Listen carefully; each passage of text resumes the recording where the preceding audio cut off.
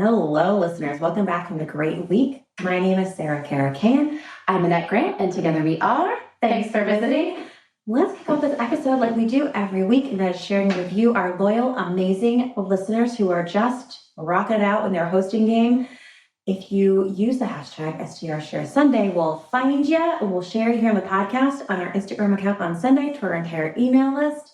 Annette, who are we sharing this week? This week we are sharing at Dome Haus Holidays, DOMEHAUS Holidays. They've been hosting for a while. They have Sarah's playing their reels in the background. I was like, why is that happening? Okay. They have a dome, a glamping dome on their property. This is something I've never seen, and I want to say kudos to the hosts here. They have, the love locks that you can find on bridges. They actually have a love lock add-on package, and you can purchase a padlock from them. And then they have one of those like Dremel tools where you can carve your initials into the lock and then leave it on their fence. And I was like, So cute. that is an amazing way to make your property absolutely memorable, experiential, and just individual. Like I was like, oh, this is so cool. Sarah, we're gonna have to go there and do a business love lock. But what's your thing? What's your special thing about your property that the guests will always remember? And I also love they have this really beautiful Turkish chandelier in the middle of the dome, and I love the way that they've really. I mean, go check them out. I mean, the dome is beautiful. The love locks kind of got me sidetracked, but the way that they built out the dome, you should see the bathroom is amazing. They have a hot tub, like it is to the nines. So go give them some love. And thanks for using the hashtag. Sarah, we were doing speaking of holidays, we were doing a little holiday party at your house last night. We were, which, can you just celebrate that for one moment? Okay, Sarah's been wanting to move into our house for years now. Listeners, some of you will really vibe with me on this one. I've been, renting out my basement. I've been on Airbnb or called places, and I've been living in my multifamily. Like every year, my husband and I move up in terms of just one step closer to, having our assets, that whole, Robert Kiyosaki being paid for our life. We bought this one property that we thought was going to be a short-term rental, and then I finally was like, I've had enough of living my guests house hacking.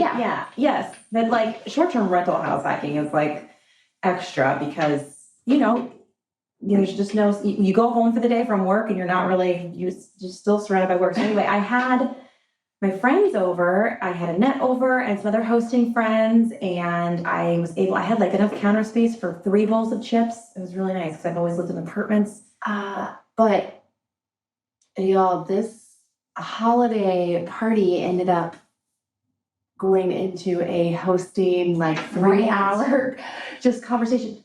Our friends that were there who are, we talk about it here in the episode a little bit. This is why this episode is so important. One thing that they gave us a hot tip on, everybody, and this is why you need to diversify, is that they have noticed a shift in their Vrbo bookings. And they said they have a feeling that the guest alignment has declined, if you will, is kind of a way to say that. They think that some guests that are being banned on Airbnb are now starting accounts on other platforms to rent homes out because there was some illegal activity that was happening at their home. More than once, but the past 3 Vrbo bookings have been not great. Right. We expected these of Airbnb guests every once, because these friends of ours, their whole thing, their niche is our large downtown homes.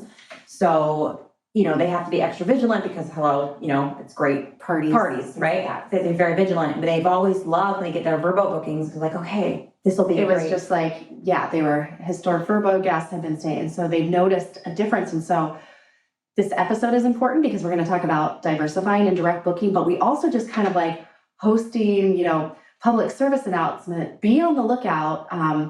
Just that it is smart of the guest if they get banned from one platform to start an account on another one. So we just want to warn you, be on the lookout for that. And obviously we're here to give you some things to think about to take action. So if you're like, okay, great, but then what do I do?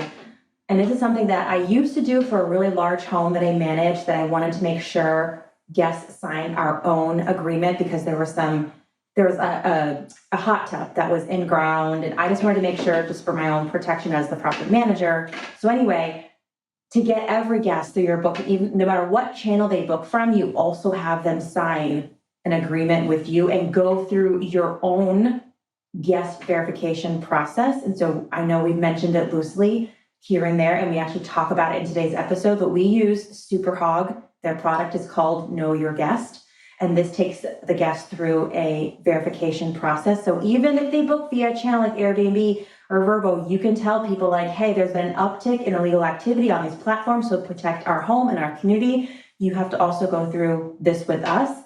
It is a little bit of friction for the guest who's booking with you, but if you really want to double down on this, I actually think the episode we just did with Marilyn, She talks about it too. she talked about this is what she does as well. So there is a little solution for you in case that concerns you too. And our friends, we talked about like, well, what do you use? And like Superhog. I'm like, okay, because we're gonna have to just start getting a little bit extra, have another layer of verification protection. But with that, today we talk with Mark Simpson from Boostly. And so Boostly is a website builder that will help you start your direct booking business and carry you through the different stages of becoming a host who accepts direct bookings. And Mark is really like this is all he does. He's obsessed with it.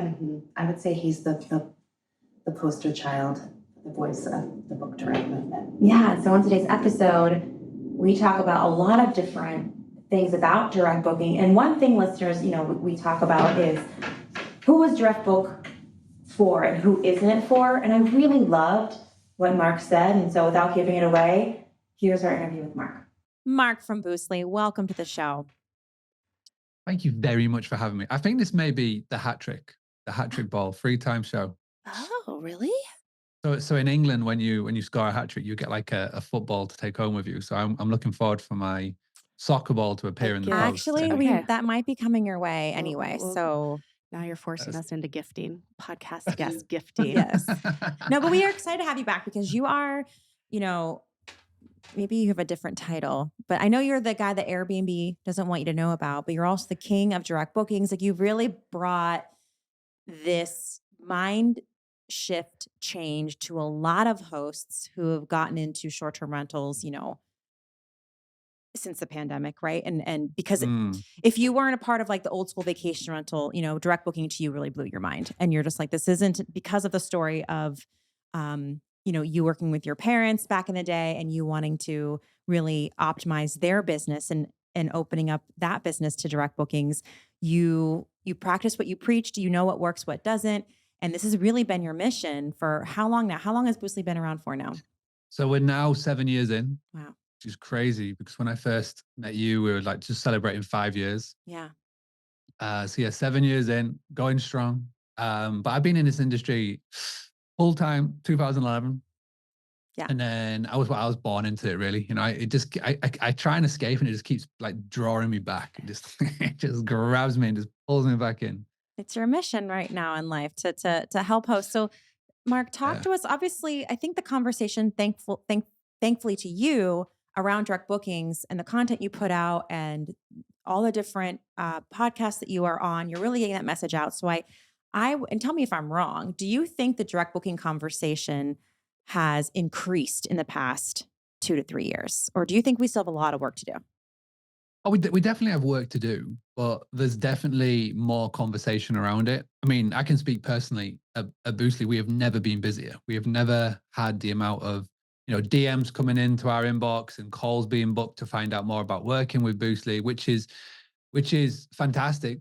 And there's definitely reasons to why. Obviously, hosts are starting to feel, like you said, if you've come into this industry 2021, you've known nothing more than just being like really, super busy. You can put whatever rate you want, people will book it. But now it's coming back to like the norm. you look at Air DNA data and you look at key data, and everybody, like the people who've got the solid data, and it's coming back to 2018 levels, which for a lot of people, they don't know. And because of that, there's a ton of new inventory on Airbnb. I think the last thing was 7 million listings. So for a lot of people, they're like, I'm just drowning in the amount of listings in my local area, local, statewide, national wide. And so I think for the first time ever, they've gone, well, what else is out there? And for the first time ever, people who call themselves Airbnb hosts are looking at, Vrbo, or they're looking at booking.com, or they're looking at other OTAs that are a little bit niche down. And as soon as you start looking elsewhere, that is when you've got to get a bit smart and you become a bit more professional, and you go, right, well, I need a property management software tool that connects everything. And as soon as you start dabbling into that world, as soon as you start looking there, you can't help but just be more aware of direct bookings. How can I take my own booking? And I can just see the cogs going, in people's mindset and like the thought process. And I can just sort of see the questions that are being asked from when they've gone from like just being on one platform to multiple platforms. And then obviously that's when direct bookings come in. And so we've got a ways to go, because the prediction is by the end of next year, so the end of 2024, start of 2025, Airbnb will have 65% of the market. And the prediction is by 2030, 80% of all bookings will come from an OTA, which we can't get to. So, but, we were chipping away slowly but surely, podcast by podcast. Wait, say that stat again. You said 65% by what date? 2025. So basically the prediction is that, and this is big, because in 2017, Airbnb had 15% of the whole market. Okay, 15%. All right. So the prediction by 2025 is that they will have 65% of the market. So they will have made up a large chunk, and they will have not only caught up with the Expedia group, which is Vrbo, and the Booking Holidays group, which is booking.com, but they will have overtaken them, and they will dominate the market. They will have 65% of the market share of all the OTA bookings that are coming in. Okay. And then you said 80%, 80. Yeah. And then the prediction by 2030, so by the end of this decade, is that the OTA, so 80% of all bookings that come in all around the world, the online travel agents will make up 80% of those all bookings. So that means 20% will just be direct, which is not good, because if that happens, then, they will dominate the industry. And they tell us have to do who, what, when, where, and how if that happens. But yeah, so we basically, this is why we do it. So we just basically educate, because my goal is to educate the host, and in turn get the host to educate the guest, because this is how we're going to do it. If I just stand on my little plinth for my little soapbox and say book direct, no one will listen. But if I can say educate 1 million hosts who can then educate their guests about the power of book direct, then that's how we start to get the attention. That's how we start to sort of spread the word. And and the ultimate goal for what I'm trying to do, my big audacious goal that I've decided, my mission now is to get a seat at the OTAs. So a seat at Airbnb, seat at the Expedia group, seat at the booking.com, and we'll have a host representation at that seat at the table. Because if we can do that, then there will always be a little nagging in their ear saying, hey, don't forget about us hosts. Don't forget about us hosts. Don't forget about hosts. Because the trouble is that we can sometimes make it to feel like a number. Right? Just a number, especially with everything that goes on, and all of the things that come in every single time there's an update, yada, yada, yada. I think hosts can easily felt like they're left behind. So if we can get the attention first and foremost, which I think we're starting to get the attention of, and then if we can go from there to actually start to be part of the conversation, great. And then if we can just be part of the decision-making process. And so when they're thinking about doing something new, they can contact a representation from Boostly or the Book Direct movement and go, this is what we're thinking of doing. What do you think? And if we can do that, I feel like we can keep it at least there. I want to go back to something you said about educating guests about direct booking, because I do feel like the education is getting out there for hosts. Mark, how can our listeners today that are getting, they're revving up for the new year? We just did a survey, and the number one thing on that survey is get more bookings. How can our hosts educate guests on direct booking? They're already wanting to make sure that their check-in went smooth, that they love the place, that they love the community. We're so focused on them having a good time, and then we're throwing this direct booking in the pot. how do we educate guests about it without trying to throw too much messaging at them and then confuse them? Like, well, you booked on Airbnb, now you're trying to make it book direct. What is a classy, non-evasive way to get that message to guests that they can book direct? So I think to answer this question, you've got to have a look at what the hotels do, and the hotels do this really well. And I'm not, I'm talking about your Hiltons, your Marriotts. Go and look at how they do this, because when you're checking out, or even when you're on the website of the homepage of their website, they clearly state that the best rates and the best incentives are when you book direct. So they are educating their guests to go, you know what? Don't book on hotels.com. Don't book on Expedia. Don't book on booking.com. Book with us directly on our website and you get these perks and you get these rates. Because at the end of the day, we can talk to a blue in the face, but the guest, the individual booker, your future potential guest, is selfish for one thing and one thing only, and that's themselves. What are they going to get out of this? What benefit are they going to get out of this action? So if you can talk to your guest through your marketing, through your copy, through whatever you choose to do and however you choose to do it, and say, listen, at the end of the day, when you book, because you're going to book with us regardless, book with us directly and you will get X, whether that is a discount, early check-in, late checkout, welcome basket, bottle of champagne on arrival, massage, whatever it may be. Whatever it You got to, takes. whatever it takes, you got to speak to the guest. And, you know, a lot of the times for that first booking, and you got to set the scenario because there's loads of context. If you're in an area, right? Say I'm coming to Columbus, Ohio. I've never been to Columbus, Ohio. Don't know anybody in Columbus, Ohio. What is that person going to do? They are going to go to what they know, like, and trust, which is going to probably be an OTA, or they'll go to Google, right? Mhm. And so let's just say they've booked on Airbnb in the past. Sound, we'll go to Airbnb. And for that first booking, that first time, you will have to just suck it up because they don't know you. They haven't got any connections to you. They don't know anybody in the area. So they're just going to go to what they know best. The major way, and I say this a lot, the major way that most hosts falter and the way they are at fault for this is that if a guest books on an OTA, they should then do everything in their power to at least get email address, phone number, first name, last name. And that's called building a database. And then when the guest is in the property, there needs to be, whether it's on a TouchStay digital guidebook or, you know, on a nice little stand that you can get on Etsy that you can put on like the dining room table, or just some sort of thing that you can put in your property. Just say, hey, this is our branding.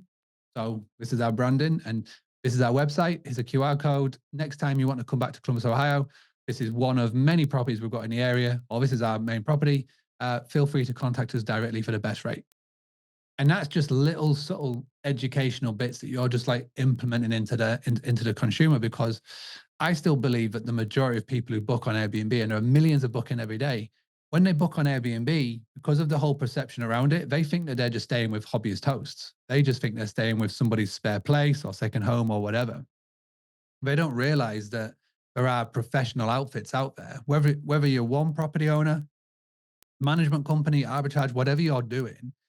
They don't realize that people are doing this for a living. They don't realize that people who are watching podcasts, going to events, being part of masterminds, who are looking to be as best as they possibly can be. And so if we can get across instantly that, listen, we're not a hobbyist host here. We are doing this professionally. This is our livelihood. We're going to build a career out of this, and we're going to look after you. And by the way, this is one of 4, 5, 10 different properties that we have in Columbus, Ohio. Anytime you're coming back to the area, let us know, because we will look after you and your family, your friends, your co-workers, whoever's coming back. And it's just the billboard effect. Just keep placing it as many times as places as you can, because eventually it'll sink in. And then Joe, who comes to stay with you, is like, oh yeah, I stayed in Columbus, Ohio, and this is the brand that I stayed with. They're phenomenal, and I've got other properties. And then they'll go and tell their friends, family, and that's how it works. Well, we've got, you said it, you've got the email. And let's just say we have their email address, because we are talking to hosts on a daily basis who they're doing this. They're like, they've taken that next step. They're acquiring the email address of their guests. I mean, we had a host in our mastermind last week. She was like, oh my gosh, she didn't even realize it. Like, she's over 1,000 emails now. And she's like, I haven't reached back out to any of them. So we do see some analysis paralysis on getting in the habit of emailing these guests. What are the offers, Mark? What do you see is like the strongest offer we could make via email, or what do you see working to bring the guests back? Is it that discount? Like, what is that messaging? Because like, let's say we'll take us for instance, Columbus, Ohio. We've got our email list. It's like they may or may not, like maybe they're coming back here, maybe they're not coming back here. But what offers should we be making in those campaigns to have them return or book direct? First and foremost, the person on your mastermind, I assume she's using the Stayfy tool. If she just suddenly Is goes, crushing it, yeah. yeah. Because there's anybody that I speak to who's using Stayfy, they turn around and go, oh, I've realized I've got 1,000 emails in my inbox. Right. Yeah, and they're doing nothing with it. So my actual advice with a solid email marketing campaign isn't to just throw Black Friday offers, discounts, etc. It is to write to them like you're writing to a pen pal, right? You keep them up to date, because at the end of the day, when you open your email, it's like opening up your social media. If you look in your inbox and there's that company that is just selling you shit, you're just going to unsubscribe. No, my favorite time of the year for my email cleanse is Black Friday, because from the 1st of November until the end of November, I just get bombarded with emails and I'm just like, unsubscribe, boom, boom, boom, boom, boom. I don't care, because it's the only time of the year I've heard from you. The people that I love to read and the companies that I love to read in my inbox are the ones that are adopting the old Gary V, jab, jab, jab, right hook theory, where you are providing value, having a discussion, a conversation, a nice headline to open, and then in the actual body of the email, you can be providing with tips, or this is what's been happening in Columbus, Ohio, or this is what's going on in the business, and just sort of keep them up to date. I'm not saying do it on a daily basis. Sometimes you don't even have to do it on a weekly, but a monthly. If you do that once a month over 12 months, that's 12 emails. You'll be doing, I believe, 99.9% more than anyone else that's in the hospitality industry, because everybody feels that they need to do a Canva template, a glossy email with like pictures and images over here and da da da da da. And if you're going to put an image in an email, you're more likely to get put in this promotion and junk spam. So the emails that I love to send are plain text, and it's like I'm writing to a lost pen pal. And you may be listening to this or watching this now at home or in the car or wherever, going, well, I can't do that, I'm not a copywriter. Well, there's a phenomenal tool out there that's called ChatGPT or AI, and you can tap into them and you can give them the sort of the base of the email that you want to do, and just say, hey, I need you to become an expert email copywriter. Write me an email about this. And they will get you 80% of the way there. You just need to 20% personalize it, and you've got an email done within seconds. That is the type of email that I would be sending. And again, if we do the Gary V method of like jab, jab, jab, right hook, which is basically provide tons and tons and tons of content, help and advice, and then every now and again throw in your offer. Let's just say if you do this 12 months of the year, 12 emails, 10 emails is that. And then those last 2 is when you're going to put out the, hey, just so you know, this year in Columbus, we've got these 3 events that are going to be back to back, absolute sold out. We know this, you know this. This is happening, that's happening. We're just going to put this out here right now. We're only going to have a limited amount of dates. There's only going to be a limited amount of places. So if you want to book, please email me as soon as possible. We'll get you booked in. Here's our website. You can phone me, you can email me. Here you go. And that is when you get the offers flying in. And it may be that it's not that person that is going to come back to Columbus. But if it's a sports event, or say Taylor Swift's coming to town, or insert big music. Or Mark, our Columbus crew are playing in the MLS Cup this weekend. I thought you'd appreciate that. That would be a cause for an offer of like, hey, a bit of soccer chat. Yeah, because soccer in December in Columbus, Ohio. But it is the championship. So interesting. Exactly. So that is something that you might. Exactly. It's like, hey, we've only got, we've literally got 2 spots left. If you're coming in, if you're planning to come in, and again, this is where data is going to be key. And I'm saying this a lot now for 2024, 2025. Go and look at what Airbnb have done this last year with their platform. Go log into your profile. They are asking loads of random questions. Your favorite movie, your favorite 90s reference. What do you love to do? And they're doing that because they're getting as much data as possible about the guest and the host. And I'm like sort of tongue in cheek when I say this, but it's like they're trying to become the Tinder OTA. They're trying to match the perfect host with the perfect guest, but they understand at the core of this, data is going to be everything. And as we move into a world where AI is going to dominate the majority of the marketing world and the business world, if you've got on your, let's say, Stayfy, which is a cool little CRM or whatever you're using, HubSpot, etc. But if you've got somebody that's been to stay with you and you're able to collect, say, hey, they came here for the Columbus Crew soccer weekend, or they came here when Taylor Swift was in town, or they were here on these dates, you can then go into your property management software tool or your CRM and just say, just type in the name and it will give you everything that you need to know about that person. And you can put that into an email and send it to somebody. And that's personalized marketing 101. And for a lot of people listening to this, 99.9% of people are like, oh, that's too much. My head just exploded right now. In a year's time, it'll become the norm. It'll be just like sending a message on Facebook. So you've got to start collecting that data now. Stayfy, phenomenal. Like you say, most hosts who use it don't realize how many emails they've got at their disposal. But the actionable step that you can take today would be just send an email out. Honestly, just send an email out about what you've got planned in Columbus, what the Christmas market situation is like, or what's coming up in January or February, just to keep people interested. And you may be like, wow, I'm more of a corporate market. I get business people coming. Just let them know what events are coming to the town. Just start by doing it. Just literally start emailing and don't worry about unsubscribes. Love and unsubscribe. I love it when someone unsubscribes for my messages because they never want to hear from me anyway. Yeah.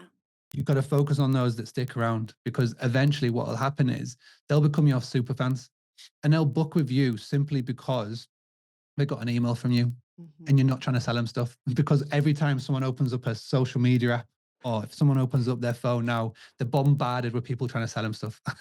So when everybody zigs, you zag and you win.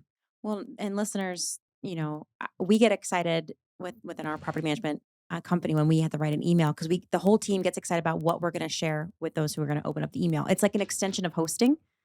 Having that email really serve them and, bring them that cookies, that bottle of wine, that welcome amenity in the form of an email. Like if you think of it like that, you think of it as hospitality. And like Mark said, not just selling. That's another way to get excited about emailing them. It's like you get to extend that thing you love most, which, Mark, our listeners, our audience, they're obsessed with hospitality first and foremost. And so you think of it that way, and it really can change your mindset around sitting down and either telling ChatGPT of what you want your email to say, or you doing it yourself. It'll flow through your fingers very easily. Mark, I know that you're doing a documentary that's coming out on YouTube, December 26th. And I think this is really interesting because I understand that you're following a US-based host and a UK-based host. And why? Like what are you following? Why are you following them? And what is this documentary going to showcase hosts around the world?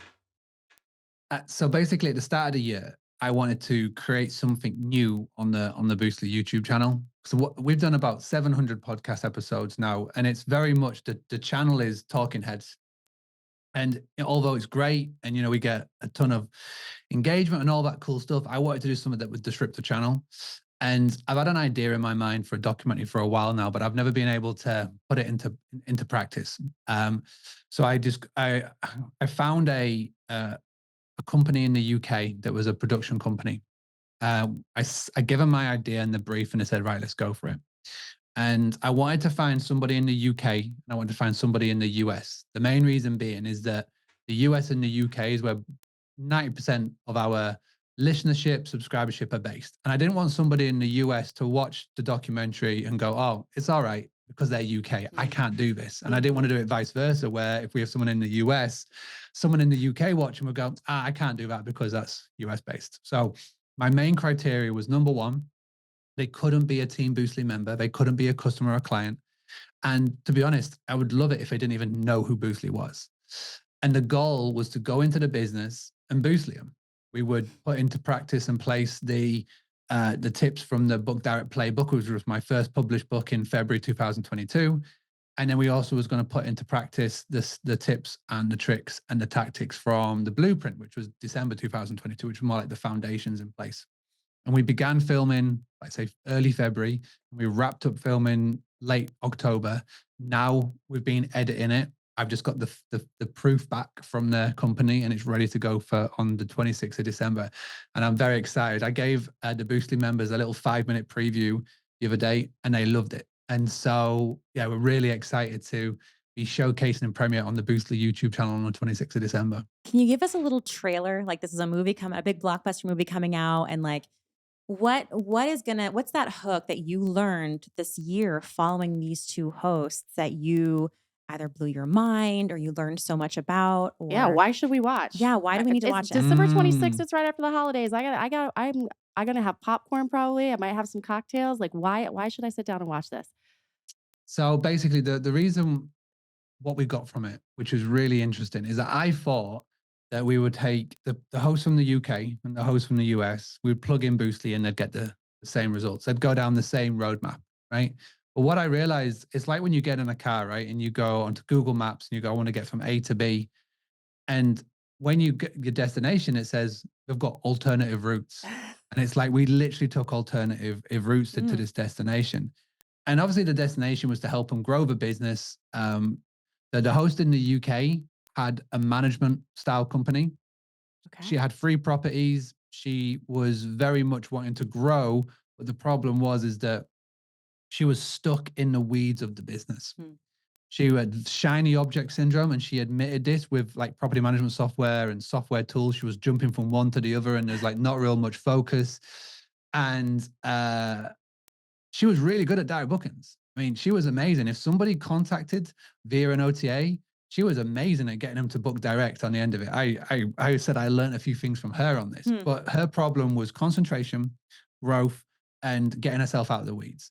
For the chap in the US, he was fresh, he was new. He was like literally 2 months in, he'd bought the property, he'd done it up, he had listed it on Airbnb, that's it. And for him, he wanted to go from property 1 to property 2. He didn't know how to get there.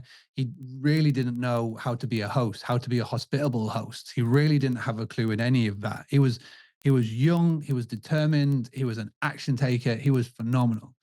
And the work that we did with the person in the UK was so different to the US. The US was just making sure that he had a property management software tool. We got him hooked up on Price Labs to make sure that he had the right amount of money coming in per booking, so he wasn't struggling there. And we made sure that his marketing message was spot on. We discovered who his avatar was, and we basically did it through a couple of things, but it really helped him. Now he has got his past his 50 review mark on Airbnb, which is fantastic. So that's awesome. He's got the 5 stars, which is great.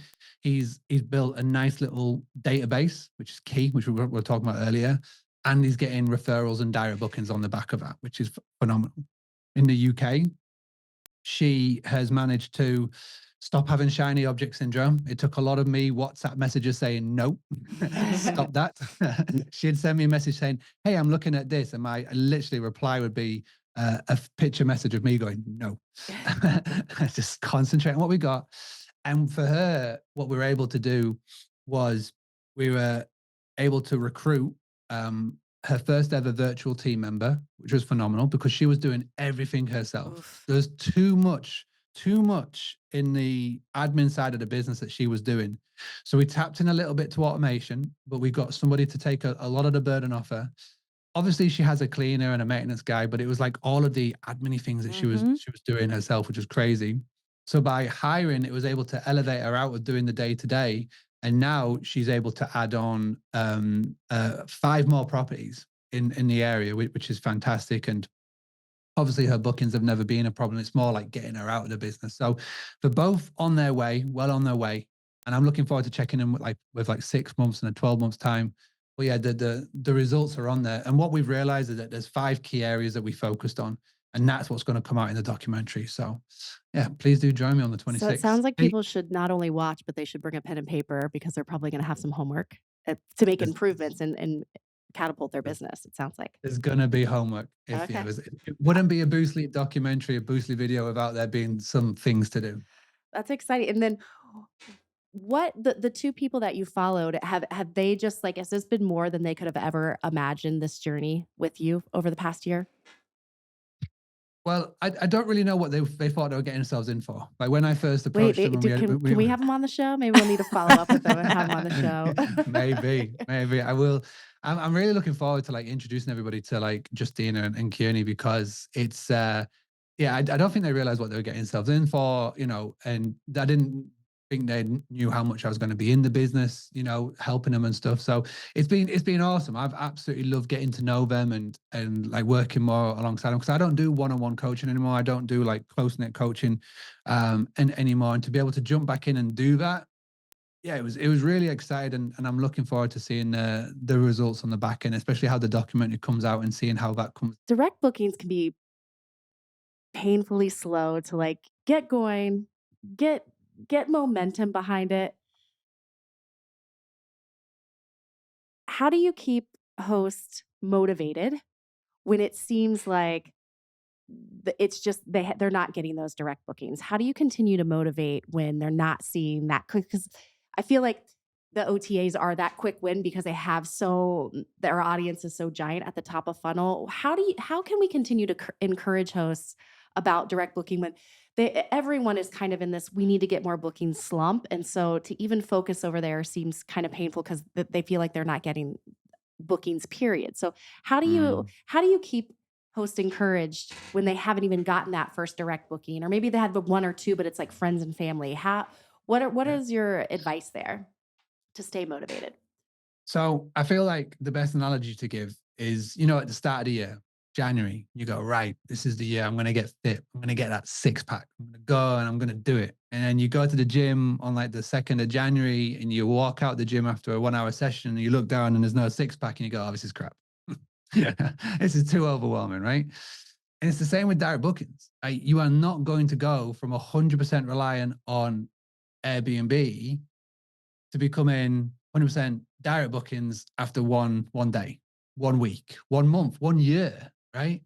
I even argue it's as dangerous being 100% direct bookings as it is being 100% OTA. You need to have a lovely little mix, but the only way that you're going to get there is becoming 1% better every single day. And yes, it's a slog. Yes, there'll be ups and downs. Yes, there's days where, you know, out of 10 bookings that come in, 7 of them will be direct and you'll be like, shit, I'm so good at this. And then days you won't get any. But congratulations, that's being a business owner. That's being an entrepreneur. There's days you love it, there's days you hate it, and there's everything in between. We are very fortunate in this industry that we can put our business on 1 or 2 websites and be pretty much guaranteed revenue, depending on time of the year, seasonality, where you're located. There's no other industry like it, right? When I started Boostly, there wasn't a website I could go list Boostly on and guarantee to get revenue in. I had to build a brand. I had to drag customers to come to sign up for Boostly. But I consistently stuck at it every single day. I showed up and I just got 1% better. Educated myself, put the word out there, made sure that I was doing all of the things. And now the compound effect 7 years on is that we get so many people book calls with us. We get tons of direct bookings every day because people are literally come to us because of the compound effect 7 years on. For a lot of people starting out, it's not what you want to hear. You just got to pull up your big boy pants, get big girl pants on and become proper business owners. And if you truly want your business, whatever your end goal is, again, I stress this, if this is just a hobby for you, you do you. But if you want this to be a business that is one that will be here in 5-10 years time, or maybe you want to exit and get the big bucks in and sell it on to somebody else, you need to. It's not you want to, you need to have a strong element of your revenue coming in direct, being diverse, not just based on one platform.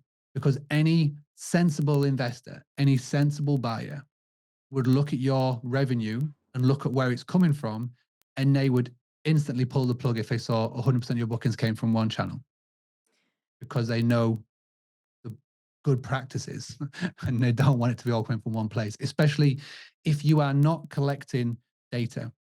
There's a company I know who have just sold for a lot of money this year, and they've exited, and they're the people who bought, one of the main reasons why they bought them was for their database and their social media game. Mm-hmm. Hands down, right? They didn't buy them because of their Airbnb bookings. So it really does depend on what your end goal is, and everyone should have an end goal in mind. Even if they're just starting, they need to have an end goal in mind.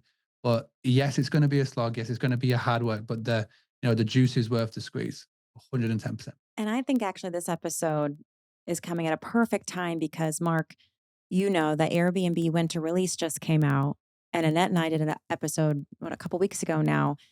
And I honestly got a little bit nervous for the industry because Airbnb is making it so good to just stay in the app and live there and have no reason to spend more money on various automation systems or feel like you have to do extra marketing work. And it's just like, but you and I, Mark and Annette, we know what's at stake.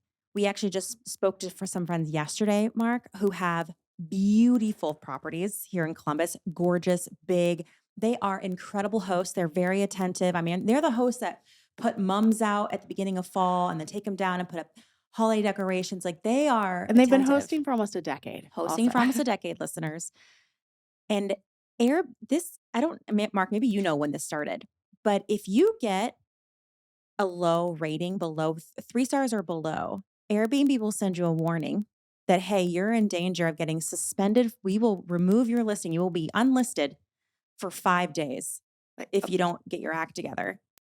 And if a guest leaves you a review is retaliatory, then you're still spending time fighting with Airbnb. They're like, hey, this is retaliatory. They will still up because that's what happened to my friends. Yeah, they were 4 and 5 star reviews, but the individual sections, but the overall review was a 2. And it was retaliatory, Mark. And so they got unlisted for 5 days, and their stays didn't get canceled. Nothing like that happened. But my gosh, like it's like if hosts who I know are rock stars are getting treated like this, it just has you like, thinking like, because sometimes, Mark, what's at stake if I don't have my direct bookings? Yes, it's like the juice is worth the squeeze, but if you don't really understand why, like if you don't work on that 6-pack or if you don't work on your health, we all know that down the line, something can happen that's pretty catastrophic. And when it comes to business, when you're not exposed to the marketplace on one of the biggest platforms out there, I mean, that can be pretty catastrophic. So what was your thought on the Airbnb winter release with all these awesome in-app additions with the smart locks and the price comparisons and all that stuff? And maybe a host who's thinking twice about going direct book or working on the direct bookings. What's your response to that release?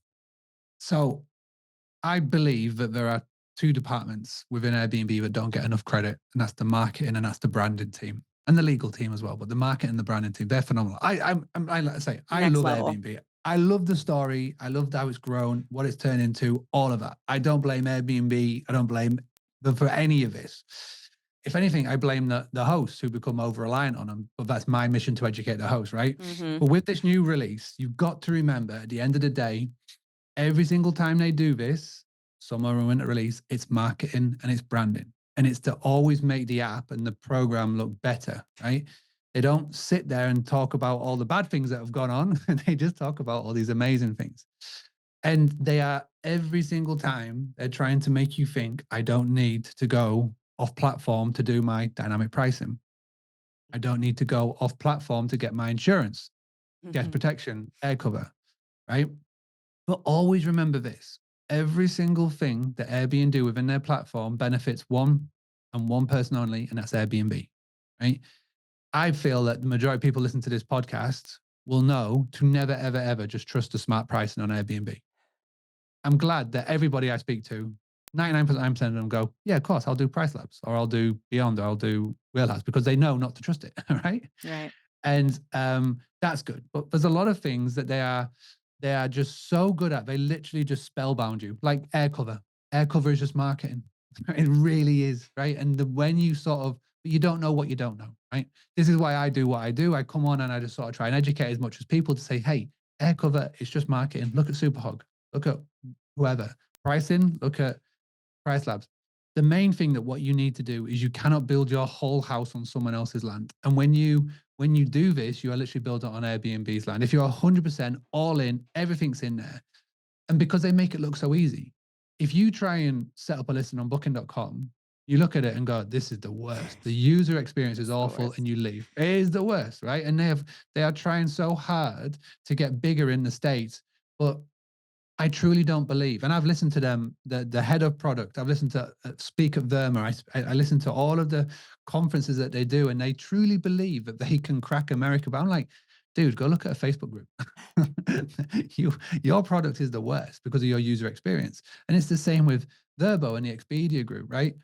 Airbnb have got that user experience down to a T. It is almost perfect, right? And that because of that, it just makes it look so easy. Well, like I say, everything is good. It's like an old relationship that you've had. Everything is great until it's not. Yep. Right. And then it just takes a couple of things for you to go, yeah, this ain't the best. Whether it is your listing gets suspended or you get a crappy email or guest or whatever. It's just whenever a booking comes in and it's from an OTA, you've got Big Brother looking over your shoulder. There's always feels like someone else is dictating your business. The beauty of when it's direct, and say there's an issue, right? You'll deal with it. And if the guest is an absolute moron, you'll just say, just cancel the book.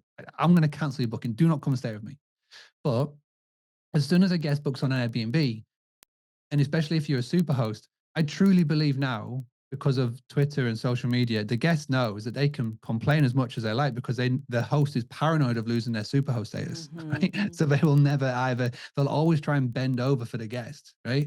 And this is the problem. You're always on edge.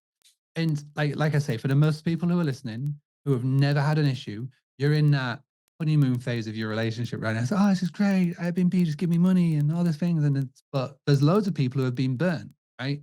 And it's those hosts that are being burnt who have woken up and gone, right, how do I stop this from happening again? Right. And that's where marketing diversification comes in. That's what my big message is for 2024. The trend I want to get across to everybody is just diverse your marketing. Don't just have it in eggs in one basket, even if it's just Verbo and Airbnb for now. And then eventually you'll just go, direct bookings. That's the big thing that everybody needs to start doing for hosts who are sort of really want to put the plan down for 2024.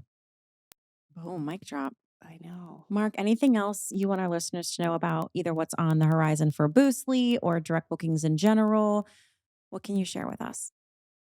Well, Boostly, we just continue to grow. We've just hit $50 million of tracked direct bookings on our websites in 2023, which is massive, which we're very proud of. 2,500 customers, and we've got 10,000 listings now coming through our platform. Next year is all about coaching, education, and getting our customer service, our customer support to be the best in the game. We've grown a lot this year. We've got over 50 team members behind the scenes. With that, it took a lot of growing up for me. A lot of my ego got battered a little bit, realized that I was the bottleneck in the business. So I've had to make hires and all of that stuff, which has been great. So we've done our slowdown now where we're ready to ramp up and go and be ever more present, just everywhere. Now I've got a managing director in charge of Boostly. I can be just the glitter. Someone said I've got to go be the glitter and just be everywhere. So glitter. Glittering. You're not allowed to bring glitter into our places, just so you know, because it really does get everywhere. That's part of the house rules. Mark, if people, just because they were slammed busy with something else, a family event so they can't watch your live event on December 26th, will they be able to watch that immediately? Is it going to be live on Facebook on YouTube if they miss the live watch party? Will they be able to consume it quickly thereafter on your channel? 100%. If you go to YouTube, type in Boostly, Boostly, it's literally on my chest here. Go to there. Subscribe, hit the notification bell. He's wearing a t-shirt for those people that it's not like a tattoo on his chest. So he's has a shirt he's not on topless for today's interview. Oh, well, just wait until I take this t-shirt off and I'll show you the new tattoo. Okay, so if they subscribe to your channel today, though, they'll be alerted to when it's live, and then they can watch it. And if you miss it, you can watch it back, and we're going to do some cool things with it. We're going to chop it all up, do all the good stuff. So yeah, don't worry. As long as you're following Boostly on the socials, obviously I'd love for you to be there at the watch party. It'll be 3 p.m. Central on the 26th. Time zones are going to kill me on this one. Yeah. But yeah, if you're around, I'd love to see you on there. We'll literally be there for an hour. I'll be in the chat chatting to everybody on the watch party, but it'll be there if you do miss him. So fun. Listeners, we'll link to Boostly's YouTube channel, to Boostly in general, if you want to take your direct bookings more seriously in 2024, that is exactly what Boostly will help you do. To Mark's books, if you want to add them to your Yes. holiday wish list. Yes. And all the other really cool things that Mark has mentioned in this episode, we will make sure that all the links are there for you. Mark, thanks for everything you do for the direct book movement. And we cannot wait to see you thrive in 2024. And we can't wait to be at your watch party. So we'll be there. And Thank you. with that, I'm Sarah Karakayan. I'm Annette Grant, and together we are. Thanks for visiting. We'll talk to you next time.